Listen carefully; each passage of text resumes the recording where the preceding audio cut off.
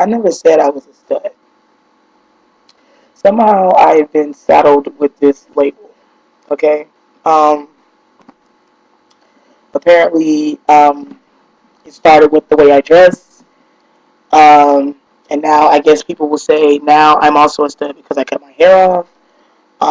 Never mind the fact that, it's just how I like to dress. Never mind I was dressing like that, before I actually even, had my first experience with a girl. Never mind the fact that I started wearing, baggy jeans and just, dressing, androgynous, as one would say, more like a dude. Kind of in like seventh grade. Yeah, seventh grade. I don't know what changed over. I used to be really, really prissy. I used to wear skirts and dresses. I used to always carry a purse. And I think when I got into seventh grade, I actually started running with a different group of friends. And I started hanging out in different places and kind of just, I guess, being exposed to different things, different styles, I guess, even. You know what I mean?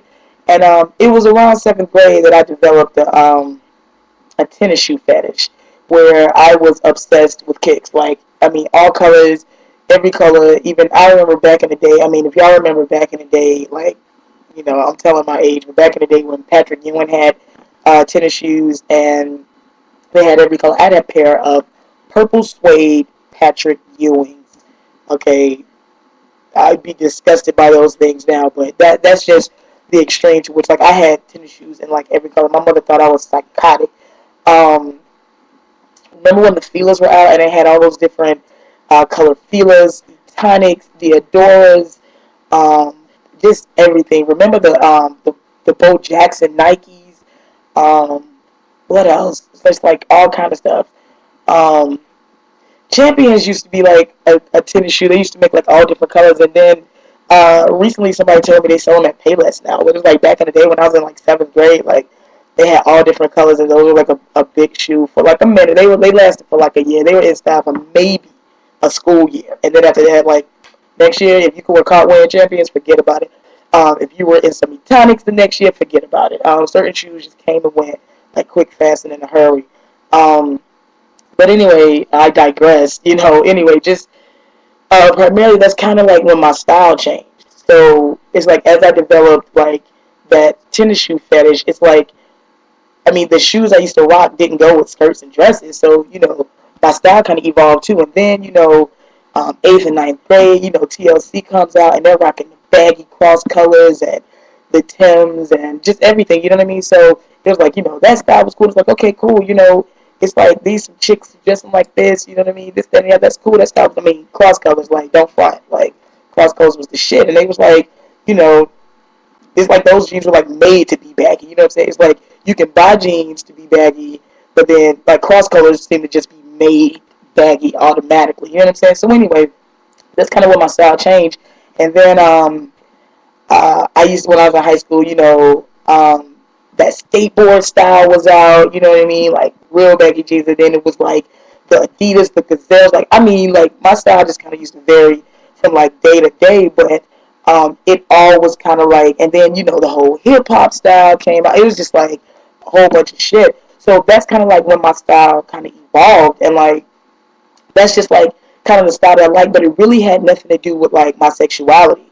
You know what I'm saying? It was just kind of by default that I wore traditionally boys or men's clothes, and then couple that with what I'm saying, me liking women. Then all of a sudden it's like, oh, okay, well then you're a stud, and it's like, well, I mean, I really don't know. Again, like I made a video before, about this chick telling me that I was a stud by default, which is all good because it's like I never said I was a stud. You know what I'm saying? And so it was just funny. I was just thinking about that today. Like, how the fuck did I get started with this title, like stud or whatever? Because I really don't. I don't know what the fuck. Like, I got people telling, well, not necessarily a whole bunch of people, but like that one chick told me like, oh, you don't act like a stud. And then like then I read other shit. I read postings on like Downlink or whatever. I've seen videos. You know what I'm saying? This, that, and the other. Oh, a stud can't be with a stud. This, that, and the other. Like, what the fuck, man? Like, I can't get caught up in that because you'll be fucking crazy trying to keep up with this shit. But it dawned on me like I never said I was a stud.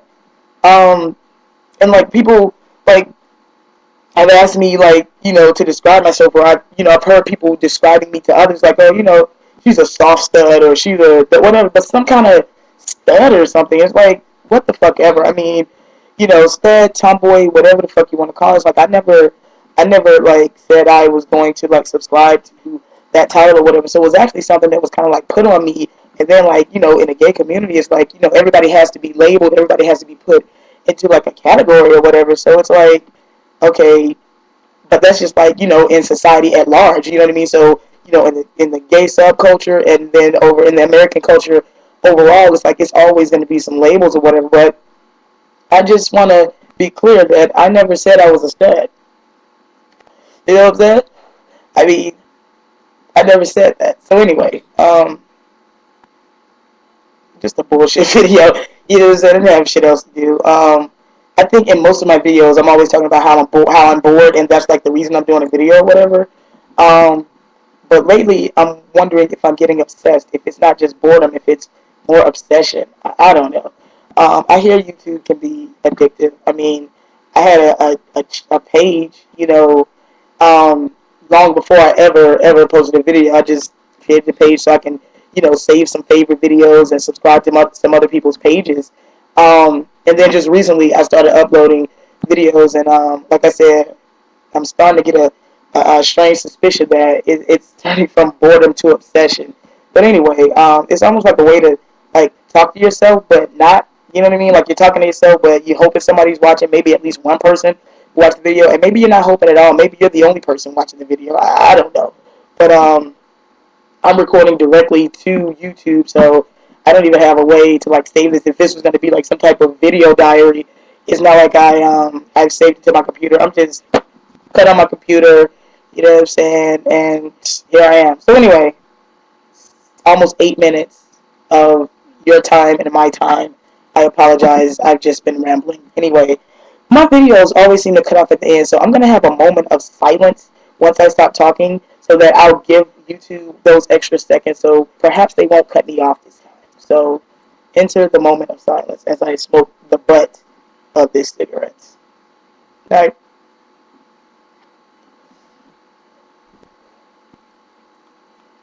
Still waiting.